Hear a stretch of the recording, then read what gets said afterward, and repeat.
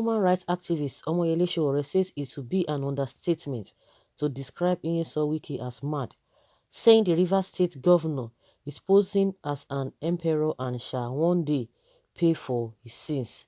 Describing Governor Wike as mad is an understatement. The Rivers State chief executive sees himself as an emperor because he's gotten away with so many atrocities as governor.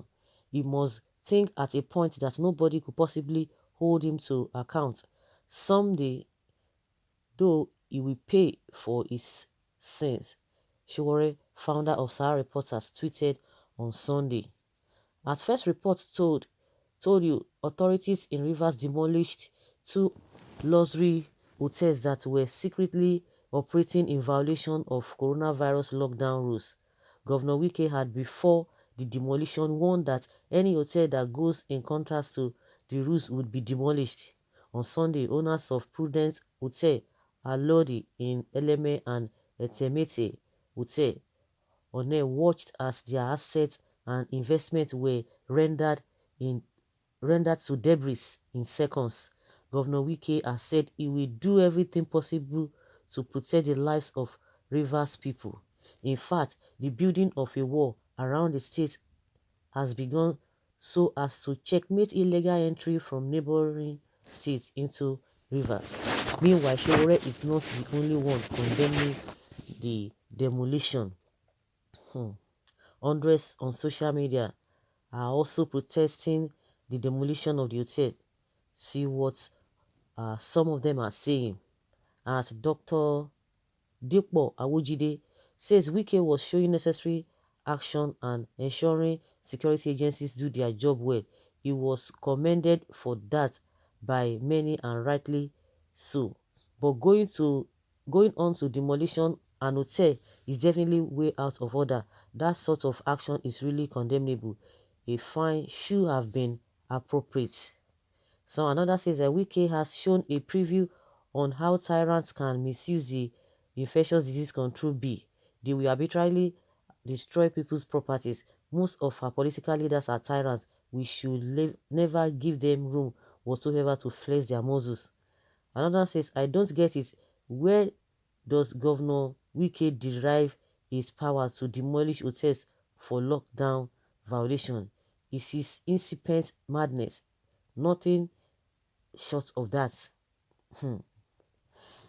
So guys, of course, I know that a lot of people might not really want to agree to this. But the question is that the day the hotels were demolished, or maybe 1 hotel or 2 hotels, the day they were demolished, was it that day he passed the law, or he passed the bill, or he gave the directives? I don't just understand.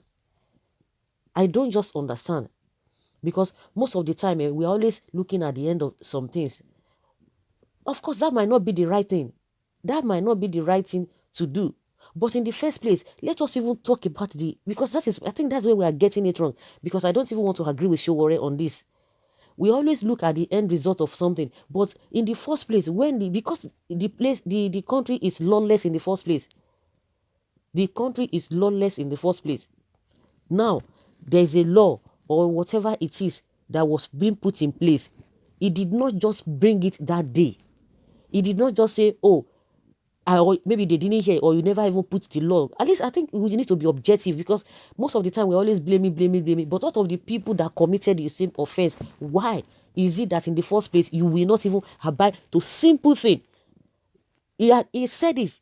I was even saying it the other day that now everybody, people were hearing what he was saying. Everybody was hearing the structure, the instructions and the directives, or the policy, or the law, as this case may be.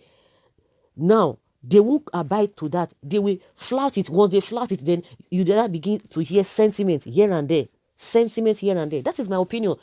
If really people are saying, oh, he went too far, why did they not contest it in the first place? That how can it be so? How can it, just little, like they always say, obedience is better than sacrifice. Little thing that you would have done.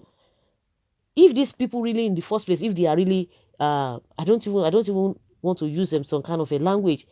If really they are sincere, let me just simplify it that way. If really they are sincere, they would have just like, okay, obey the this. Then you can now go back to the government and say, no, this thing is still is too this thing is too it's too strict. The order or whatever is too strict. And from there, that is why most of the time you see that they begin to water down the law or to start to review it. It can be done within 2-3 days. Okay, let's even that thing just start. Once it start like that, then they can review it, go back to the government or the governor.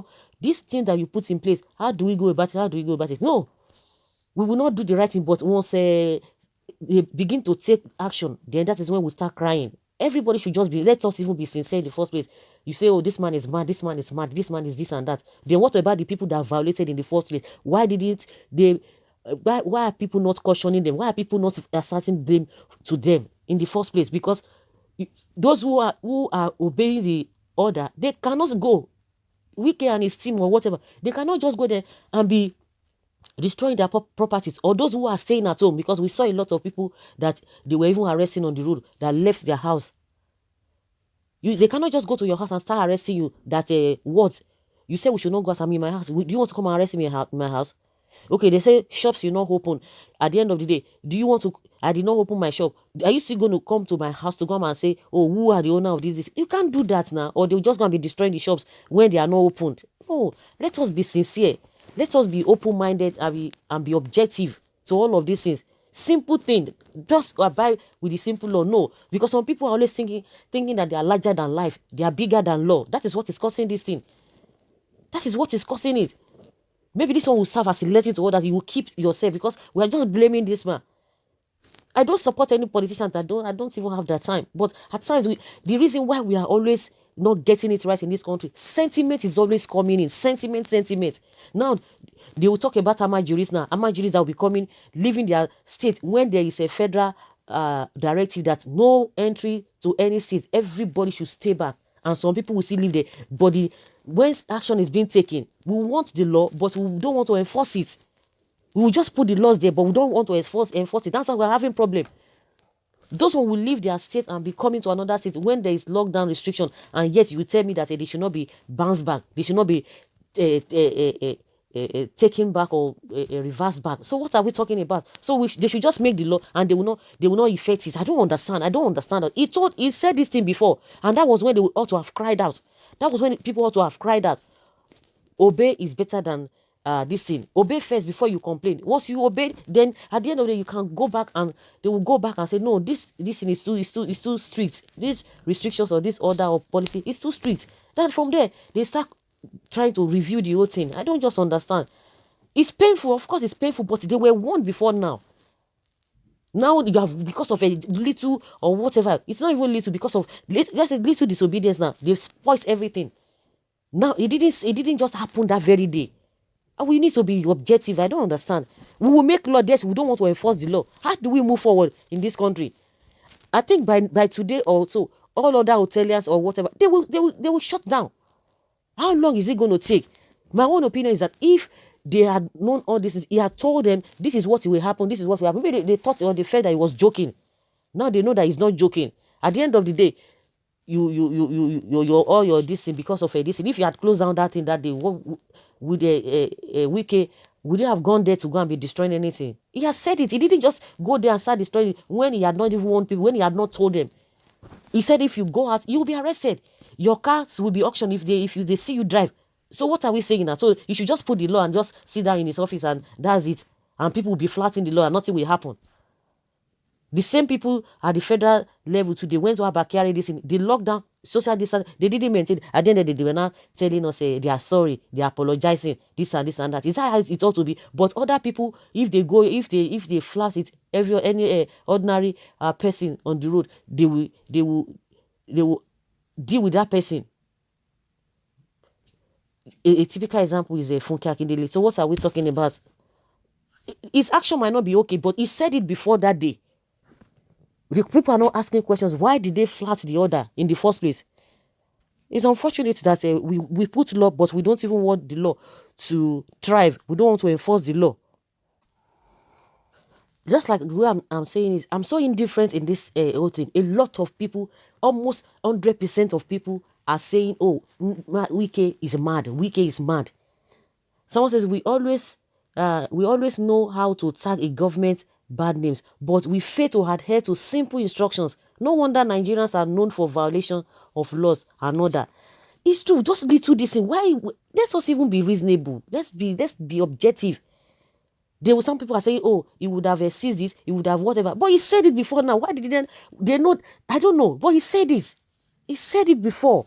Hey, I don't understand though. I don't understand. That's why when we go to other countries, we will maintain law and order. But as soon as we come back to Nigeria, it's a different game entirely. And you want that country to be okay. And you want to compare, you want your country to be as good as all those other countries that majority of them go to. Because they know all of them, whether the Wike himself, all of them, it is lawlessness that is causing all those things. Because at some point we choose to go with this law or we choose to look the other way. That is what is causing all of these things. Simple instruction they cannot take. We cannot move forward if we continue to support impunity. Sentiment. It is what has dragged us to this level. Simple instruction, they will obey, but they want everything to just be okay. That is why you see even the so-called leaders, they will put law, but the law is not meant for them. They are above the law. It is for common people.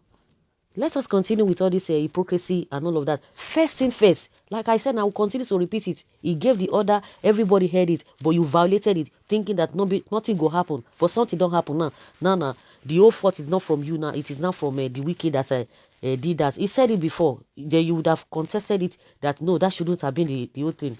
Well, you can.